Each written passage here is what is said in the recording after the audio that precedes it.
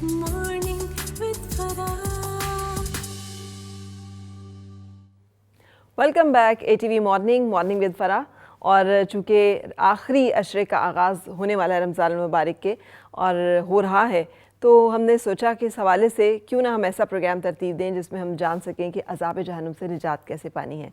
हमारे साथ मेहमान मौजूद हैं, डॉक्टर अब्दुल बासित हैं, राबिया हैं, राज़िया हैं, अलीज़े हैं, रुबाब हैं, और हम आपके सामने कोशिश कर रहे हैं कि वो तमाम इन्फॉर्मेशन और मालूमात जो हैं वो शेयर कर सकें। अच्छा डॉक्टर साहब, जैसे अभी ज़िक्र हुआ कि बाज़ लोगों का काम जॉब नेचर इस किस्म की होती है कि वो सहवन इत्तफाकन आदतन जो है वो अपने आप को नहीं बचा सकते, झूठ बोल ही देते हैं, बोलना ही पड़ जाता है। आज दफ्तर क्यों नहीं आए, सर में दर्द था, झूठ तो है लेकिन बोलना पड़ गया। तो अब इस तरह के मामलात से कैसे बचें? और इसके साथ अगर हम चाहें कि हम चाह रहे हैं कि हम आखिरी अशरे की जो तमाम बरक़ात हैं और अज़ाब जहन्नुम से निजात है वो हासिल करें, तो क्या करें फिर? और क्या इसीलिए इत्तिकाफ़ में जाते हैं कि दुनियादारी के तमाम काम जो हैं वो हम छोड़ दें? जी देखिए, इंसान का जो नाम है इंसान, वो है ही भूल जाने से, और अल इंसान मिन निसियान, तो इंसान भूल भी सकता है। और यहाँ तक अल्लाह करीम जो है ना वो उसने अपने ऊपर रहमत को लिख लिया है, कतब अलैहि रहमा, और कहा कि ला तक़नतू मिन रहमतिल्लाह, अल्लाह की रहमत से कभी मायूस न हो। फिर नबी करीम सल्लल्लाहु अलैहि वआलिहि वसल्लम के इरशादात की रोशनी में पता चलता है कि जब इंसान तौबा करता है तो अल्लाह को बहुत उस पर प्यार आता है, और वो जितनी दफ़ा तौबा करता है उतना अल्लाह ताला जो है ना उस पर खुश होते हैं। इसमें ये सारी बात जो हमें पता चली वो ये है कि वैसे भी इंसान को हर चीज़ से, झूठ से, गीबत से बचना चाहिए। फिर जब एक इतनी बड़ी इबादत इंसान कर रहा हो, सारा मामूल बदल दिया हो, जिस वक्त वो नहीं उठता उस वक्त उठता हो, जिस वक्त वो हल्का सा नाश्ता करता है उस वक्त उसे डाइट लेनी पड़ती है, फिर वो 20 दिन भी गुजार चुका हो, और फिर अल्लाह ने एक और स्पेशल एक्सक्लूसिव उसे मौका जो है वो एतकाफ़ की शक्ल में दिया है। पिछले वक्फे से पहले जो बात हो रही थी उसमें मैंने अर्ज़ किया था कि दुनिया में हम देख लें, और बिलखुसूस हमारे जो कबायली इलाके हैं उसमें अगर कोई किसी के दर पर आकर बैठ जाए और वहाँ से न उठे, तो एक शकी से शकी इंसान जो है उसका दिल भी पसीज जाता है। तो ये एतकाफ़ गोया अल्लाह के घर की दहलीज पर बैठ जाना है, मुसलसल बैठ जाना है, और उससे मनाजात करनी है, दुआ करनी है, और अपने दिल का जो जंग है उसको आंसुओं से धो देना है। नबी करीम सल्लल्लाहु अलैहि वसल्लम के इरशादात की रोशनी में हमें पता चलता है कि जो खौफ खुदा से एक कतरा आँख से बह जाता है तो उस आँख पर अल्लाह करीब जहन्नम की आग को हराम कर देते हैं। तो एतकाफ़ असल में वो ऑलरेडी जो दिल माइल बनेकी हुआ होता है उसको मज़ीद एलिवेट करने के लिए, कि जैसे आपने कहा कि वो अपने घर के मामलात, अपने जो रोज़ी रोज़गार के मामलात, और जैसे आजकल हम बहुत ज़्यादा इंटरेस्ट ले रहे होते हैं दुनिया की सियासत में और उसमें और इंटरटेनमेंट, उस सब से एक्सक्लूसिव होकर इंसान बैठ जाता है। जो चीज़ें उसमें आम दिनों में हलाल थीं वो अब उनसे रुक जाता है, एक तो रोज़े की वजह से। फिर बाकायदा कुरान ने हमें बताया कि कैसे क्या क्या रिस्ट्रिक्शंस आ जाती हैं मज़ीद एतकाफ़ में। एक पहली बात तो ये है कि इसमें ये नियत करना कि वो सुन्नत एतकाफ़ कर रहा है, तो फिर उस पर उसको पूरा करना होता है। मगरिब से पहले जब आखिरी अशरा शुरू हो रहा है तो जो उसका मोतकफ़ होता है, मर्दों के लिए मस्जिद के अंदर एतकाफ़ करने की का तरीका है और सुन्नत है, तो वहाँ जाकर एक अपनी जगह मुख्तस करना, उसे मोतकफ़ कहते हैं। मोतकिफ़ बैठने वाला और मोतकफ़ वो जगह। अच्छा, उसमें कि अगर आपने पूरी मस्जिद का नियत की तो वो पूरी मस्जिद में आप मूव कर सकते हैं। अगर आपने कोई एक्सक्लूसिव अपनी जगह मुख्तस कर दी तो फिर वहीं पर रहना है, सिवाय इसके कि जो इंसानी ज़रूरियात हैं उनके लिए उस मोतकफ़ से निकल सकता है। फिर वो उस हुदूद के बाहर जो उसने पहले तय कर लिया, अगर वो उससे बाहर निकल जाता है बग़ैर किसी शरई ज़रूरत के, वॉशरूम्स वगैरह जाने के, तो फिर वो एतकाफ़ टूट जाता है। अच्छा। और اگر اس سے باہر نکل کر بات کی تو بھی اعتکاف ٹوٹ جاتا ہے. لہٰذا بہت احتیاط اس میں کرنی چاہیے, اور کوئی بہت زیادہ گپ شپ اور یہ اس قسم کی چیزیں اعتکاف میں نہیں ہونی چاہیے. زیادہ سے زیادہ اللہ کو یاد کیا جانا چاہیے. اور نبی کریم صلی اللہ علیہ وآلہ وسلم کی ایک طویل حدیث مبارکہ ہے جس میں تین دفعہ ایک ہی بات مختلف حوالوں سے کی گئی. اس میں پہلی بات آپ صلی اللہ علیہ وسلم نے ارشاد فرمایا کہ من صام رمضان ایمانا و احتسابا غفر له ما تقدم من ذنبه وما تأخر, کہ جس نے ایمان اور احتساب کے ساتھ اپنی سیلف اکاؤنٹیبلٹی کے ساتھ بہت خیال رکھتے ہوئے ایمان کی حالت میں روزہ رکھا تو اللہ نے اس کے اگلے اور پچھلے گناہوں کو معاف کر دیا.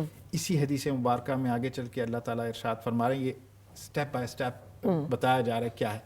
من قام رمضان ایمانا واحتسابا غفر له ما تقدم من ذنبک وما تأخر, جس نے رمضان کی راتوں کو قیام کیا ایمان اور احتساب کے ساتھ اس کے گناہوں کو معاف کر دیا گیا. پھر وہ جو اس کا یہ جو آخری عشرہ اور اس آخری عشرے کی وہ خوبصورت رات, اس کے بارے میں ارشاد فرمایا کہ من قام فی لیلۃ القدر غفر له ما تقدم من ذنبه وما تأخر, جس نے لیلۃ القدر کے دن قیام کیا اس کے گناہ اللہ تعالیٰ معاف کر دیتے ہیں.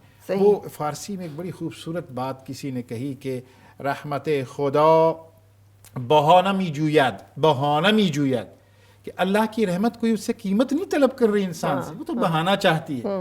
وہ اللہ تعالیٰ تو کوئی یعنی جیسے نبی کریم صلی اللہ علیہ وسلم نے حدیث قدسی میں ارشاد فرمایا کہ اللہ سے رو کر مانگو, رونا نہ آئے تو رونی شکل بنا لو. بالکل بالکل, تو اس کو بھی اللہ تعالیٰ قبول کرتے ہیں. یہی وہی علامہ اقبال کا شعر راضیہ بھی سنایا کرتے ہیں, ہم تو مائل بکرم ہیں کوئی سائل ہی نہیں, کہ مانگنے والا جو ہے وہ اس کا سوال ہونا چاہیے, اللہ کی رحمت جو ہے وہ جوبن پہ ہے. اچھا رابعہ, سب سے ہی میرا سوال ہے, آپ سب اس کے بارے میں خواتین کے حوالے سے اسپیسیفک میں پوچھنا چاہوں گی کہ یہ اعزاز بھی صرف مردوں کو حاصل ہے کیا, کہ وہ معتکف ہو سکتے ہیں؟ خواتین کیا کریں جب کہ ان کی ذمہ داریاں کچھ اس طرح کی ہوتی ہیں. لیکن ہمیں حضرت مریم علیہ السلام کا ذکر ملتا ہے کہ ایک گوشے میں الگ ہو کر وہ تنہائی میں عبادت کیا کرتی تھیں, اور ان کا جو ہے عبادت کا قرآن پاک نے ایک احوال پورا ایک منظر کشی کی ہے اس کی. لیکن ہمیں رسول پاک صلی اللہ علیہ وسلم کی زوجہ محترمہ سے یا ازواج مطہرات سے کیا ملتا ہے کہ کیسے عورت کیسے مینٹین کرے؟ بالکل, خلوت نشینی جو ہے وہ ایک ایسی چیز ہے کہ جس کا ویسے ہی بہت زیادہ ثواب ہے, اور مخلوق خدا سے جب انسان کرتا ہے رب تعالیٰ سے اس کا جو تعلق ہے وہ مضبوط ہوتا ہے. اس لیے قرآن پاک میں جب ہم دیکھتے ہیں حضرت مریم علیہ السلام کی جو خلوت نشینی ہے اس کا بھی ذکر آتا ہے. حضرت موسیٰ علیہ السلام کی جو خلوت نشینی ہے کوہ طور کے اوپر, بالکل 40 راتوں کی, وہ بھی اس کا بھی ذکر تذکرہ ملتا ہے. اور پھر نبی کریم صلی اللہ علیہ وآلہ وسلم کا اپنا رجحان جو تھا وہ خلوت نشینی کی طرف بہت زیادہ تھا. اس لیے غار حرا میں وہ کئی دن کے لیے چلے جاتے اور وہاں پر جا کر اللہ تعالیٰ کی عبادت میں, غور و فکر میں, مراقبہ میں جو ہے وہ بسر کیا کرتے.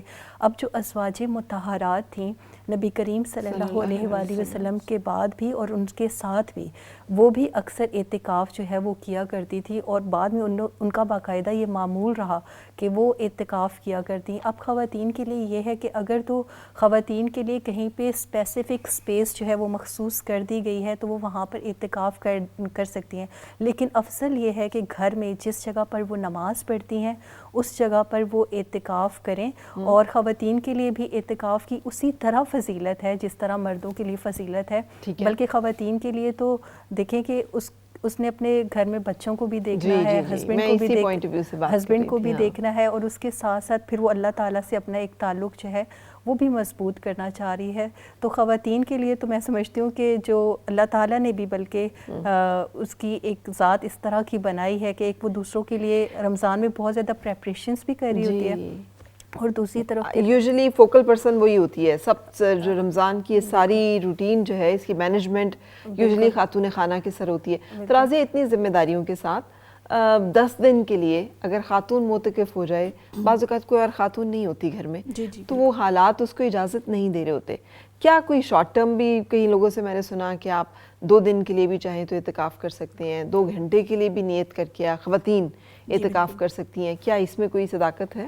بالکل فرا, دیکھیں ایک جو حدیث پاک آقا دو جہاں صلی اللہ علیہ وسلم کی موجود ہے, اس میں ہمیں اس طرف اشارہ اس حساب سے ملتا ہے کہ آپ صلی اللہ علیہ وسلم نے فرمایا کہ اگر کوئی شخص جو ہے آخری عشرے میں ایک دن کا اعتکاف کرتا ہے تو اس کو بھی اتنا ثواب ملتا ہے کہ جس طرح سے کہ یعنی 3 خندقیں اس کے اور دوزخ کے درمیان کھود دی جائیں. اور ایک خندق کا فاصلہ دوسری خندق سے اتنا ہے جس طرح سے مشرق کا فاصلہ مغرب سے ہے.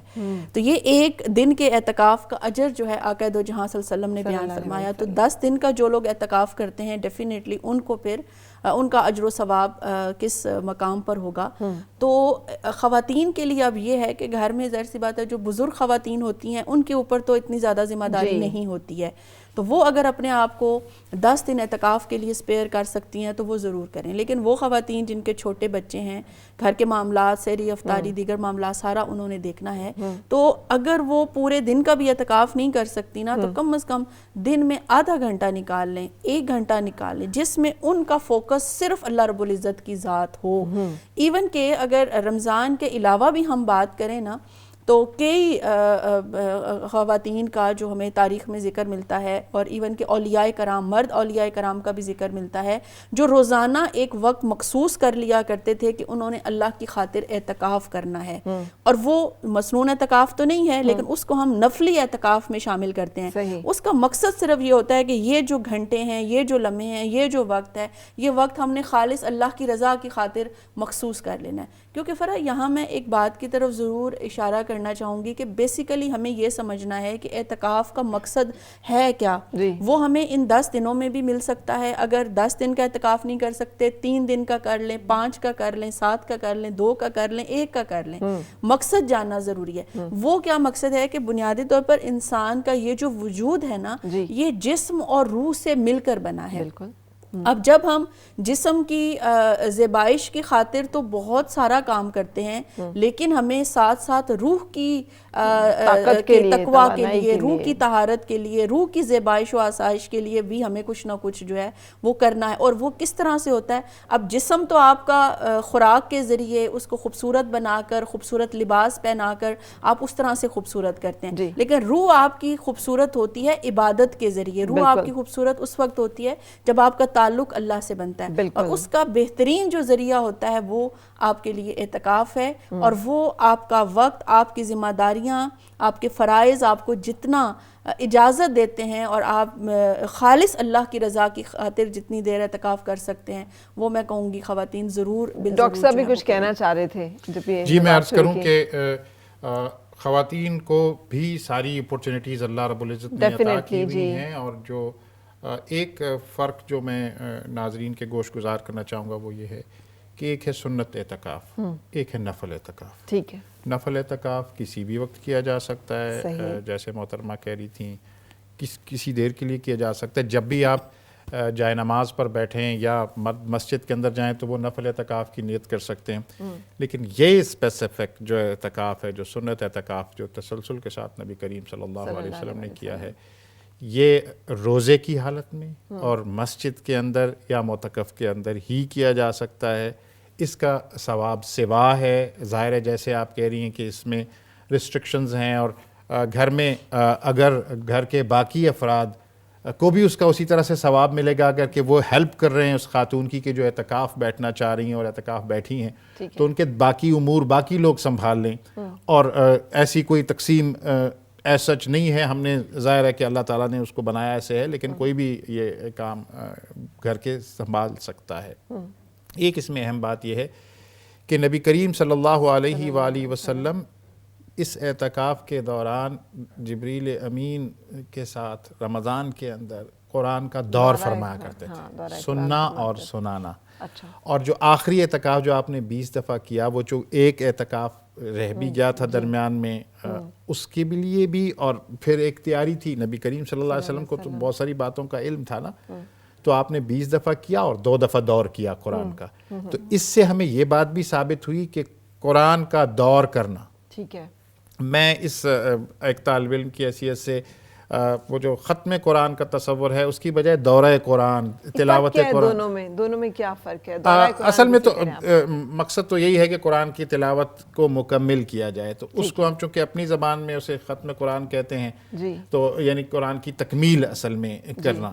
اور اردو میں ایک دیکھیں ختم کا جو خاطب النبیین جیسے آخری جس پر اختتام ہو جاتا ہے وہ معنی بھی نکلتا ہے. تو ہم اسے اسی خوبصورت انداز میں کیوں نہ کہیں کہ نبی کریم صلی اللہ علیہ وآلہ وسلم نے دورہ قرآن کیا, تلاوت قرآن کی, اور پھر اس دورے کی سبسٹیٹیوٹ کے طور پر اب ظاہر ہے کہ نہ وہ جبریل امین نے آنا ہے, نبی کریم صلی اللہ علیہ وسلم کا ظاہری طور پر وصال ہو چکا ہے, تو اس میں پھر یہ سبسٹیٹیوٹ ہوتا ہے قیام فی اللیل کا بھی کہ قرآن کو تراویح کی نماز کے اندر سنا اور سنایا جاتا ہے, ٹھیک ہے, اور قرآن کو جیسے پڑھنے کا ثواب ہے اسی طرح سے سننے کا ثواب ہے. صحیح. تو یہ سارا اہتمام اگر ہم کریں اعتکاف کے دوران کہ زیادہ تلاوت کے ساتھ وقت گزاریں, اور پھر یہاں میں یہ بھی گوش گزار کرنا چاہوں گا ناظرین کے کہ قرآن کی تلاوت کا اپنا ایک ثواب ہے, لیکن اصل مقصد قرآن کو سمجھنا ہے. میں یہی سی بات آپ سے پوچھنا چاہ رہی تھی کہ رسول پاک صلی اللہ علیہ وسلم عربی اللسان تھے,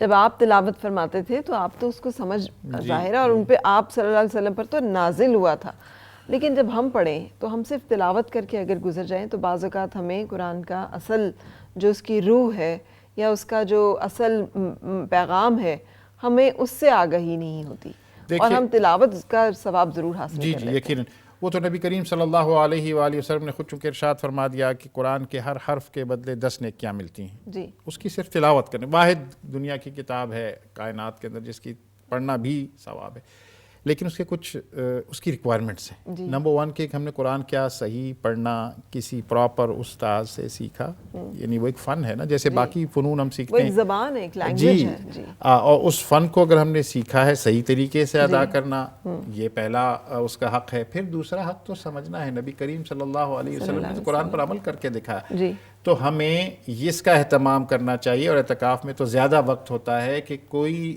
تفسیر ہمارے پاس ہو, اردو زبان میں بہت ساری تفاسیر تراجم موجود ہیں, صرف ترجمے سے بھی ہمیں بات واضح نہیں ہوتی, تو کچھ ٹائم کے لیے ہم قرآن کو جو ہمارا جہاں پر جس اسکول آف تھاٹ سے ہم زیادہ مطمئن ہیں اس کی تفسیر کے ساتھ مطالعے کو کریں, تاکہ قرآن ہمیں کیا کہہ رہا ہے, وہ آیت مبارکہ کس وقت کس کانٹیکسٹ میں نازل ہوئی اور اس میں کیا ہدایات دی جا رہی ہیں. زندگی میں ہمیں پتہ ہے ایک چھوٹی سی کوئی بھی بخار کی ٹیبلٹ ہے وہ ہم لیتے ہیں تو ہمیں بخار ٹھیک ہوتا ہے, تو ہم ایک اس پڑھا لکھا کوئی فزیشین ہو یا نہ ہو, میڈیسن اس نے پڑھی ہو یا نہ ہو, وہ اس کو دوا کو جا کے خریدتا ہے, پھر پانی کے ساتھ اسے استعمال کرتا ہے, پھر اللہ سے دعا کرتا ہے کہ میں ٹھیک ہو جاؤں. تو یہ صرف مالا جپنے کی بجائے ہم جب قرآن میں جو اللہ نے سورہ فاتحہ ہمیں ہر رکعت میں پڑھنے کا حکم دیا, تو اس میں ہم اللہ تعالیٰ سے کہہ رہتے ہیں کہ اہدنا الصراط المستقیم, ہمیں سیدھا راستہ دکھا, اور ہمیں پتہ نہیں ہوتا کہ ہم مانگ رہے ہیں. اور پھر باقی قرآن میں چل کے جیسے سورہ یاسین میں اللہ رب العزت نے فرمایا ھذا صراط مستقیم, جو تم مانگ رہے ہو نا, دن میں 20 دفعہ مانگ رہے ہو, تو یہ ہے نا سیدھا راستہ. ہم کہے جا رہے ہیں کہ ہمیں سیدھا راستہ دکھا, اور اللہ تعالیٰ سیدھا راستہ دکھا رہا ہے, اس کی طرف ہم اس طرح سے اس کو سمجھنے کی کوشش نہیں کرتے, چونکہ جب سمجھیں گے نہیں تو عمل کی کا جو سٹیج ہے مشکل ہو جائے گی. یہاں پہ ایک بریک کے لیے رکیں گے, اور بریک کے بعد پھر حاضر ہو رہے ہیں. اور مل کے گنگنائے ہیں گمشدہ جو خوشیاں.